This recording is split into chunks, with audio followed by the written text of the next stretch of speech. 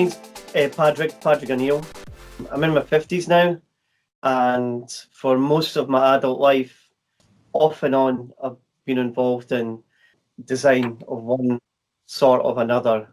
And at this present time, I've gone full time with producing tartan hose, diced hose to go with people's kilts.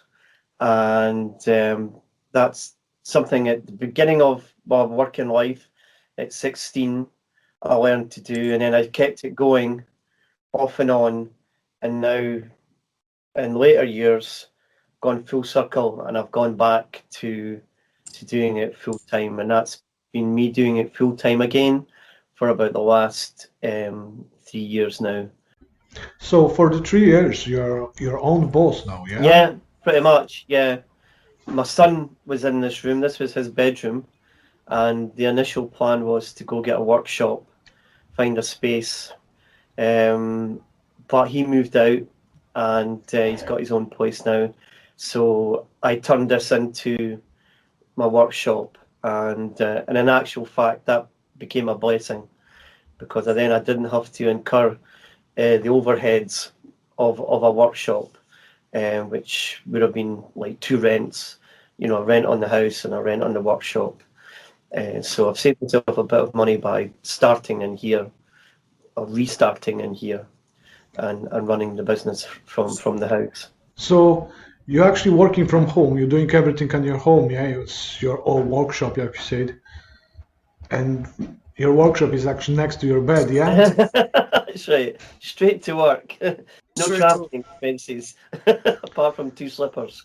But it would be nice to have the workshop. I have to say, this is a great setup, but I have had workshops in the past, and the advantage of having a workshop is, especially if it's in a building where there's other art people, and other crafts people, is you get the chance to network with people, and the networking part of starting any business, any small business, especially if it's arts and crafts and it's niche, is you get to network with all these other people. And that, in the past, when I did have a workshop, that was quite an important part of starting the business, was networking with people, because that presents opportunities, and you tap into other people's expertise, and you tap into their goodwill as well. You find a lot of goodwill out there when you're starting a small business, and people like what you're doing. That engenders more goodwill as well. So what made you to decide to be your own boss? Come from a family of artists and artisans, and inventors. So I started working for a big company because it was a way of leaving school and earning money at 16.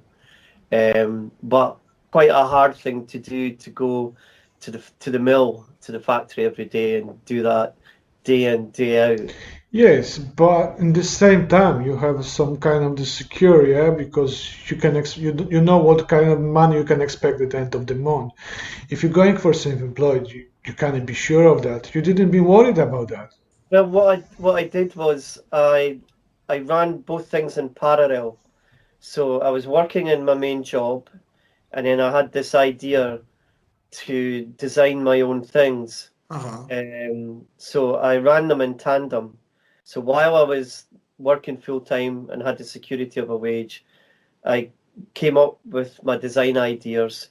And in actual fact, by that time, I was working for a smaller company, and I did actually have the goodwill of the guy whose business I was working for. He actually helped me put some of my own designs together. He was quite encouraging.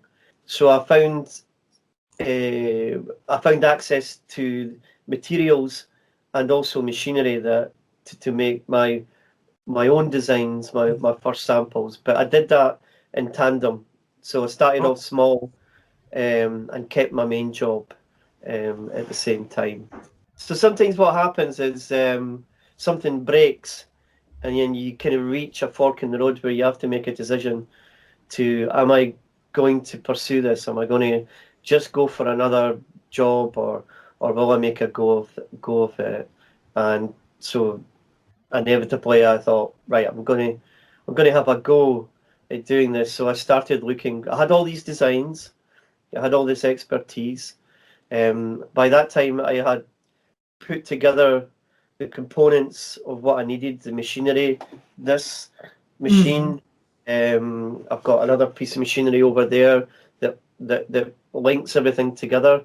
And with that, and somebody who could supply me with materials, I made the leap to start in a workshop in the Royal Mile, where again I was surrounded by people um, who who were ready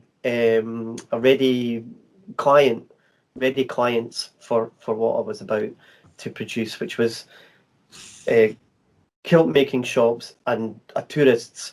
So tourists is a big thing, because what I was doing design wise was very Celtic, and as you know, it's very popular. So I had a ready made audience. And what's your family said and your friends when they find out you started doing your own business? I think yeah, if people who knew me would realise that was a natural progression for me, because of who I am, and the people that who were my friends, and family, having a background. I mean, a big sister who's got 3 degrees in different arts. She's a BA and an MA and this and that, and a graphic artist. And my mother and aunties came from that. My sister is works in the same field, and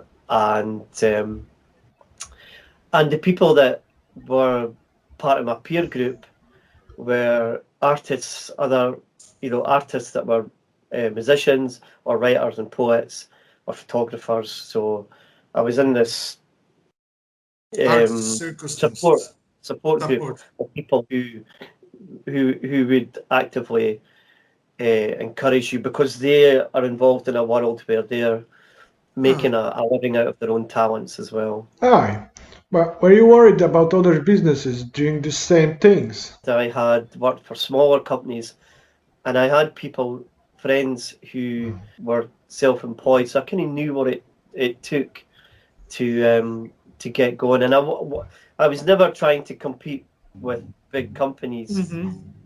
The secret is to have something niche, and something specialized is the thing to start off with. That's really what is the best way. Is to having So if you're a photographer, then you need some kind of angle. You need um, it's not so much to do with the equipment; it's having an eye. Um, So you just have to find something what make you a little bit different from them. Um, so maybe you can tell me what was your biggest challenge when you starting your business? well, for is costing it. So you really need to build. You need to get your head round and put down on paper the costing, which is materials and your time, and how much you're going to charge, and out of that equation, how much are you going to be able to make any money out of this? Will it pay for the rent and the electricity? And so that's one of the reasons why maybe holding on to your job and then starting small, so you're not so completely reliant on the income from your small business, or the thing you've just started up. Um, um, yeah, so get the costing right. Make sure there's some kind of profit involved at the end of it. And the thing that a lot of people, what they don't do is they don't pay themselves a wage. So when you do the whole equation, what you should factor in is making sure that you're out of that small business, that you're paying something yourself per hour, that's factored in. So you need to factor in you're actually earning something per hour out of that. And when you cost it, you should really price in your own time. You should be pricing in your own time as well. So first of all, you need to be doing something that there's a desire for, that there's a market for. Um, if you're just producing something that somebody can find on Amazon or eBay online these days, predominantly, if people can find what you're doing online for £10, then really the whole project of whatever it is you're choosing to do, if somebody else can find that for £10 online, then really um, you're wasting your time to start with. It really needs to be something that there's a desire for. It may be what I'm doing, which is resurrecting an old craft skill, where you have all these people who there's a desire for what I'm making, because it has craft and culture, and it's bespoke. It's also it's like a piece of tailoring, so it's the difference between going into Topshop and buying a suit off a peg, or going to Savile Row and being measured up for something in the best of materials, and having that bespoke service. So yeah. But people want everything right now super quick and super cheap. So do you think it's still market and place for the kind of exclusive It does service? exist. Trust me. I worked in music. I worked in a music shop, and I know people who are making Irish bagpipes with a 10-year waiting list of customers. Mm-hmm. Customers have put their money down and are happy to wait 10 years to have a set of Irish bagpipes made. Um, there are lots of craftspeople out there who make such incredible things that there are people willing to front a deposit and wait that amount of time until it's made. I have friends who are instrument makers, as well as the Irish pipes, who are fiddle makers and guitar makers, and that's another area where people pay a premium, are happy to pay a premium, want to pay a premium from people who are producing premium work, and are and the people producing that are making a living out of that, easily making a living out of it. All right. Did you receive any criticism since you're starting your company? Um, I was lucky. I had all the skill sets to be able to produce something, but I did do I did do some research to make what I was doing better. I found 150-year-old watercolors, where the designs had been drawn in, and I used that and copied them. Um, there there was feedback. Obviously, I would make something for people, and you would get a fussy customer that would give you feedback.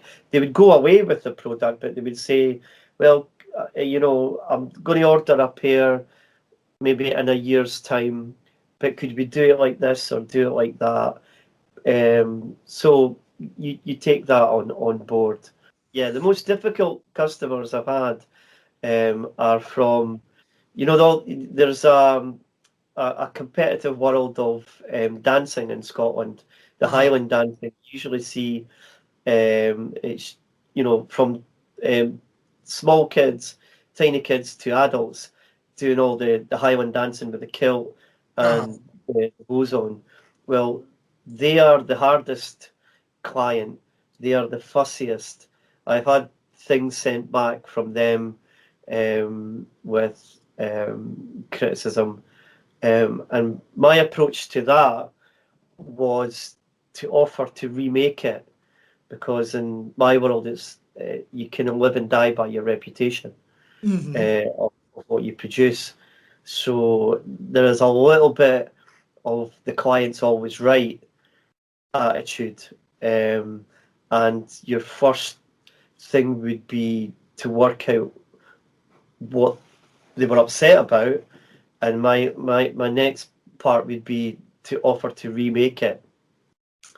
But the thing is, the thing that they had rejected, within a month or 2 months, I'd sold it to somebody else who couldn't find any fault with it. So